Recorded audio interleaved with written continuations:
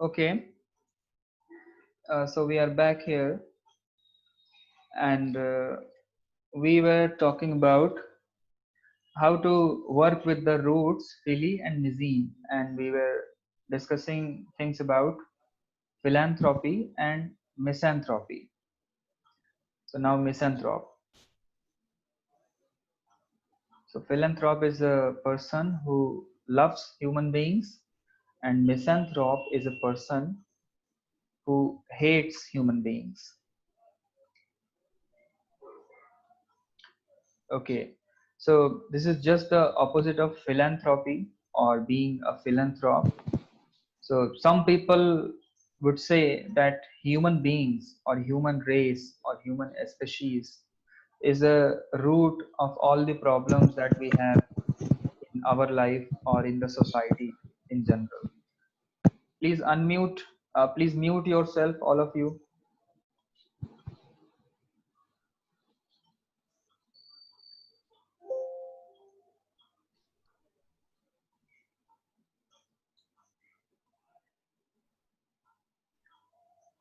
Okay, am I audible now?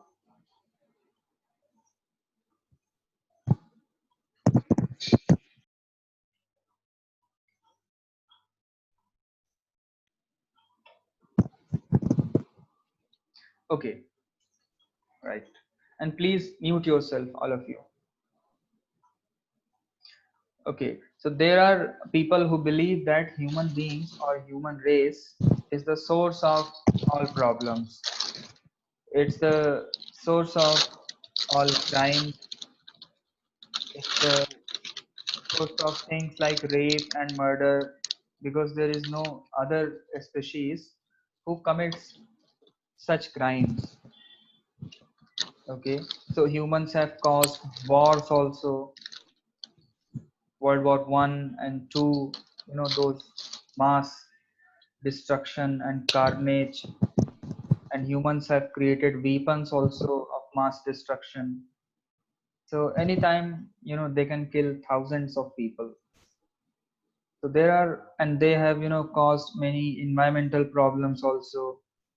They exploit natural resources, they exploit animals also. And in fact, you have things like, because they spread diseases also. So this pandemic COVID-19 is also a contribution of human society or humans. So keeping all such things in mind, there are people who tend to hate human beings in general. So they say human beings are not good creatures. So these people are called misanthropists or misanthropes, and the noun is misanthropy. Okay, I hope this is clear. And this word is also, quite popular. Always you find in newspapers and books and articles. And in fact, I remember a recent article or news. You might have once again heard about it, the incident of elephant, where the elephant was given a watermelon filled with crackers or explosives. So after that incident also, many people started hating or passing misanthropic comments about human beings, that human beings are causing all sorts of problems. Okay, so two words, misanthrope and philanthrope. Okay, now we move to our next roots. One root is gyny or gyne, and this means women or woman.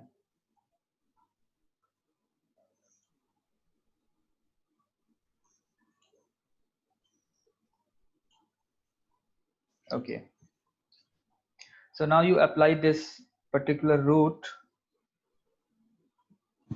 Philly and Mizine to gyny, and you get two words here, philo, or let's begin with misogynist.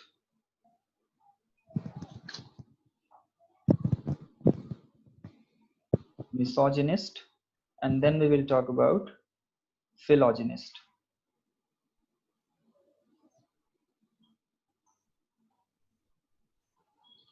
Okay, so who is a misogynist? A person who hates women in general. So they might hold or have or assert different reasons why they are misogynist or why they hate women. So examples could be like if there is a person or a boy who has some bad or terrible experience in his childhood with the female in his from his family, okay, that person or that child in later times might become a misogynist. So it could be your upbringing, okay. And there are people, in fact there are lovers sometimes who fail in their marriage or in their relationships. So if they are betrayed by a woman, they also turn to be a misogynist. Okay, so they tend to hate women in general, and and in fact many great people from the history and from academics also have been very well known or noted misogynists. So there have been people like you must have heard the name of Aristotle. So he also wrote so many things which were against or which looked like misogynistic in nature. Like he said that women, do not have any right to vote, or they should be subjugated by men. Okay, so Aristotle is also a well-known misogynist to some people. And Confucius, if you know, he's from China, an ancient thinker who also stated that women should be controlled by men. Okay, Aristotle, Confucius. Even we have some portions from Buddhism also. So Buddha is also said to be a misogynist in some of his writings. So I remember because I read philosophy also. So from one text I read that Buddha had said that if women do not come into my family or do not come into my sangha, then my sangha or my company will last for, or my religion will last for 1,000 years if women do not come here. And if they come here and if they are admitted into my sangha, then it will last just for 500 years. So you see, there are people who might see women from such perspective as the source of trouble, as the source of misery, as the source of moral downfall. So there could be many reasons why they consider women as inferior or as the source of trouble. So they are called, or these people who tend to hate or dislike women, they are called misogynist. Okay, so they are misogynist. And the opposite of misogynist is philogynist, of course. Okay, so if you, whatever characteristics or features I just described, if you don't subscribe to those views, and if you think that women are good in general and they are the source of love, compassion, they are more versatile, they can work more efficiently, and they are to be loved and cherished, and all those good things about women, then you are a philogynist. So in short, you love womankind. Okay, so this is once again, just be careful, this is positive also and negative also sometimes. So philogynist, when it is compared to misogynist, it's a positive term. You admire women being in general. And sometimes philogynist refers to a male or a male human being who is incessantly or always after women. After women in the sense that he always wants to have relationship with the women, physical relationship. So that can be a bit negative also. So it has been used in both the senses, philogynist, this word. I hope this is clear. And then we move to the other side of the coin once again. Andro is the root, which means men or male simply. Okay. So gyny means women and andro means male. And once again here we will have two words which are misandrist, okay, and philanderer.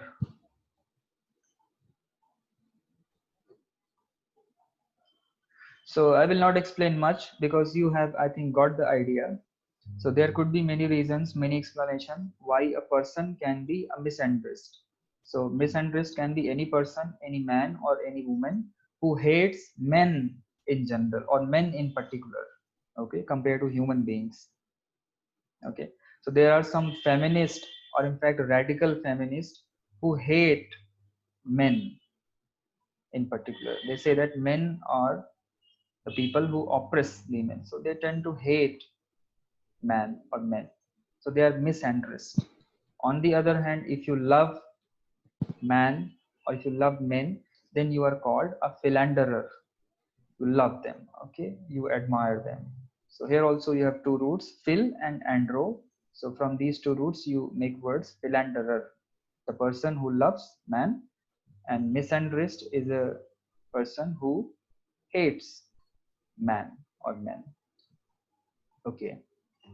Another very important root is gamos, which means marriage.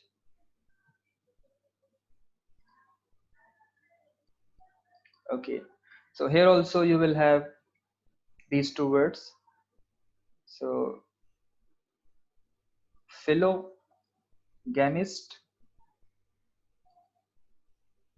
and misogamist.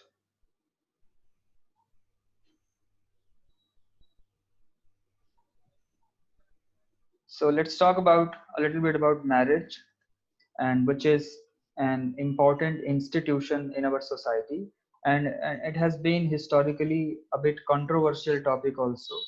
Some people, you know, take the benefits of marriage quite seriously, and they think that it provides us emotional backup, and it provides us financial support, and it helps us in raising a family and maintaining our progeny, that is our vansh. So all these benefits, when they consider about, then they tend to admire marriages. Okay, so they say marriage is something very good and it should be practiced. And on the other hand, if you are too much obsessed with the disadvantages of marriage, let's say people would say that it's a source of emotional frustration also, it's a limitation on your freedom, it's a it gives you a kind of financial burden also, and so all those things if people have in their mind, so they turn to be a misogamist also. Okay, so the people who hate marriages, or those who say that marriage is the source of all problems in a human being's life, they are called misogamist. And on the other hand, who appreciate marriage, they are called philogamist. So these two terms are also very important. And historically also there have been many misogamists who proposed that marriage should be dissolved or marriage should not be practiced. One example I remember is Karl Marx was also a famous misogamist, okay, who is also said to be the father of communism. Okay, so in the philosophy of communism also, marriage and family should be dissolved, because that's the marriage leads to formation of family and then to a private property and then to all sorts of problems related with money. So Karl Marx also was a noted misogamist. Another was, you might have heard about him, Osho. Okay, He was also a religious leader. He was also a misogamist who spoke vehemently against the concept of marriage. So he brought to the forefront the disadvantages of marriage and suggested that people should not or marry or take marriage seriously. Okay, so philogamist and misogamist. So from these three words, philine and misine and gamo, we combine this with gamo and we get philogamist and misogamist. Okay, so in your book there are many other words also which are given which associate somehow to marriage, and let us also look them one by one. They are important from sociological perspective also, and from our etymological perspective also, because they will give you an overview of many other roots also. So let us discuss those things. Okay, so now we talk about different types of marriages also. Okay, and let's see what kind of root is hidden there. So one thing is called monogamy. So mono is one and gamy is marriage. So the process or the concept of one marriage in a life is called monogamy. Okay, which is now practiced in India. And on the other hand, if you have two marriages, then that is called bigamy. Okay, so bi is two. This is also a root. So keep writing these roots in your notebooks. Mono is one, bi is two, and then on the other hand you have poly. Okay, so poly is many. So if you know Sanskrit, it's very easy. It's ekvachan, it's dvi, it's bahu. Okay, bahuvachan. Polygamy is the, so it's not practiced today, but in ancient times, in medieval times, these aristocrats and these kings, they all practiced polygamy, most of them. So we have famous examples like Dashrath, okay, and God Krishna also is said to have 8 wives, okay. So that's having so many marriages is called polygamy, okay. And if you remember, okay, from our previous class, there was a term mania also.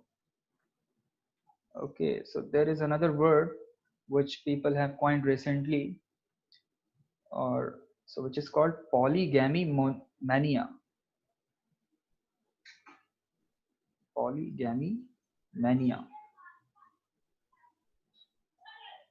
So this looks like a frightening term, but now you know the meaning of these three roots: root 1, root 2, and root 3. So polygamy mania is the madness about having so many wives or so many husbands, and this was practiced by many kings and emperors.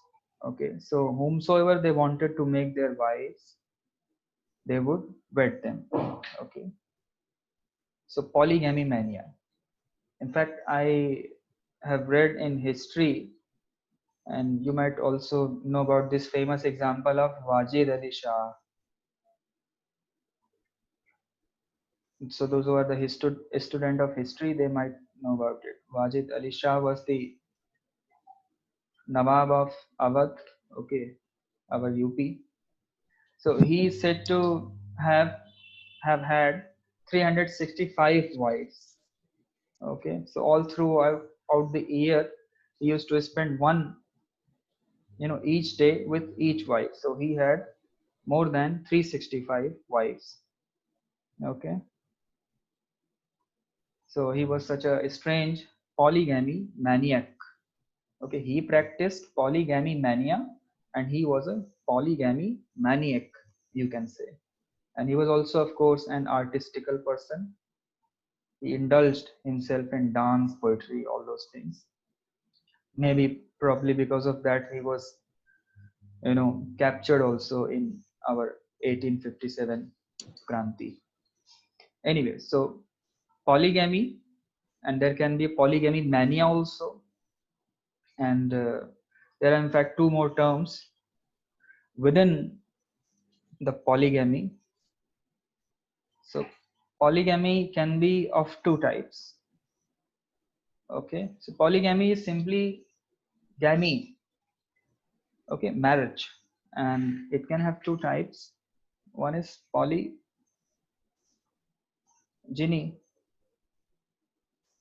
okay, another is polyandry. And once again, if you pay close attention to this gyny, it means women, which we discussed in our previous slide. So polygyny is having many wives at one time.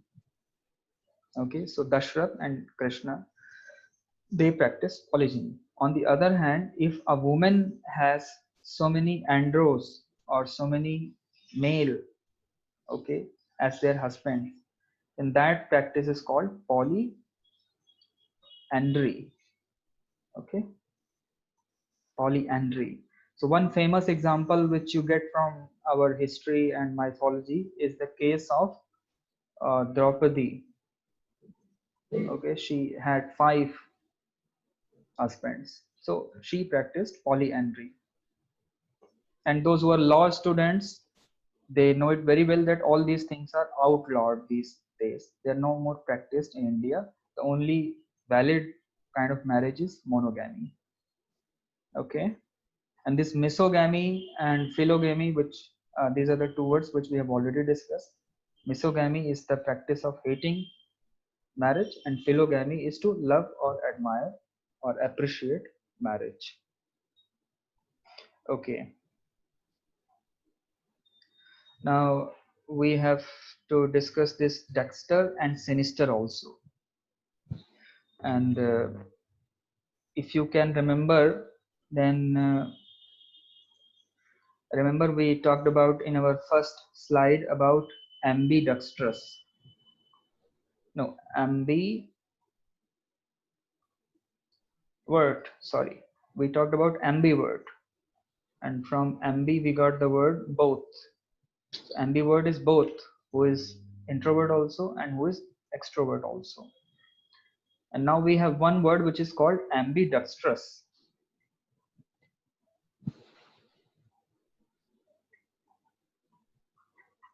Ambidextrous. We will decode this word. So this comes from ambi, you know, is two or dual, and dextrous I come to now. Now dexter is a root that means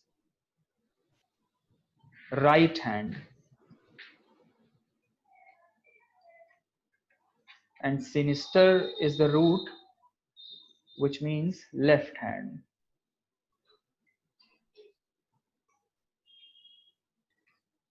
And now try to understand this particular thing, because this is something cultural, and these are cultural associations that in human civilizations we have associated right hand with goodness and left hand with something evil. Okay, so right is auspicious and left is inauspicious. Right is good or sacred and left is profane. Okay, so this kind of cultural associations we have in our societies. Okay, so right is associated with good and left is something bad. Okay, so we have our words like dexterous. So anybody who is dexterous, its literal meaning is that it is right-handed, but in our English uses, dexterous means somebody who is skillful. Okay, skillful. So right hand or people who work with right hand, they are called more skillful. So the meaning has changed here. Dexterous is somebody who is skilled, but the root meaning or the literal meaning of dexterous is one who is right-handed. In fact, from dexterous you have this famous or well-known English or Sanskrit word which is called daksh also. So if you are daksh in certain art, you are expert in that particular field. Okay, so it once again cognates with this Greek root. And it's interesting because we are learning English through Greek and Latin, and we will in a turn find that many Greek and many Latin roots, they have some sort of similarity with Sanskrit and Hindi language. We'll come across them often again and again. So this is one. So dexterous is somebody who is skillful. So you can be dexterous in surgery, you can be dexterous in dancing, you can be dexterous in painting, but the root etymology is right hand. And then in case of left hand, you have this word exactly comes to our English language. If something is sinister, it is full of evil. Okay, so in our Indian villages also, you might know about this. If anyone is left-handed, he is considered to be a sign of or a symbol of evil or awkwardness, or sign of something bad or terrible is going to happen if something is born with left-handed abilities. Okay, so this is a kind of taboo which we have in our society. So sinister also means something which is evil. So a sinister plan, a sinister movie, a sinister act, a sinister murder, it could be anything. In fact, there is a movie also which is called Sinister. So it's a horror movie. Okay, so something full of evil, dread, terror, all those things is sinister. And from sinister, we have our famous word sin also. So sin is a very grave crime, very deep crime. It's called a sin. So this also comes from sinister. Okay. And now let me come back to this ambidextrous word. Okay, ambi means two and dexterous means hands. So ambidextrous is a person who can use both his hands equally well. So there are some people who can use their right hand in a very well sophisticated manner, and there are some people who can use their left hand, but there are some people, okay, quite few number of people are there in the world who can use both their hands equally well. Okay, so they are called ambidextrous. There have been some people who can write with both their hands. They're also called ambidextrous. Okay, so working with both the hands. Okay, now this dexter and sinister were the Greek or Latin roots, and let me tell you that a number of words in English come from French language also. Okay, so it borrows words from French language again. So one thing is there, gauche and droit. Now this again means, gauche means left hand and droit means right hand. So these things also have similar connotation. Droit means somebody who is skilled. Okay, it is the same thing as dexterous, but it has a bit of mental dexterity. Okay, so droit, somebody is droit means somebody who is smart and intelligent. Okay, and somebody is gauche is a novice, is a new learner, is very clumsy, is very awkward. Okay, he does things very badly or in a bad way, is a gauche. Okay, it's just the opposite of droit. So right-handed, left-handed. So you see how our cultural associations or beliefs also shape our language. Okay, and in fact, okay, so right and left. So right has been associated with good and left with bad. Okay, so in fact, there is a, you might know this Hanuman Chalisa also is there, and within Hanuman Chalisa you have one line which says that so this god Hanuman with his right hand he looks after the good people, but with his left hand he punishes the wicked ones. Okay, so with Dahini Bhuja he kills, with Dahini Bhuja he cares for good people, and with his Bayi Bhuja he kills or punishes those wicked or bad people. Okay, so this kind of belief is there in most of the cultures, including our Hindu religion. Okay, so dexterous, sinister, these two roots. Now, okay, now we have just our final word, which is different from all our previous discussions. One word is there which is called ascetic, and ascetic comes from the root ascete or askene. Okay, so ascetic simply means a monk. Okay, this is also a personality type who the people who think that the pleasures of skin or pleasures of self or sense organs, they are not useful or they will not lead you anywhere. So they tend to be some kind of religious people, and they go in the forest or somewhere in the secluded or somewhere peaceful place, and they meditate and they renounce all the physical pleasures. Okay, so those people are called ascetics.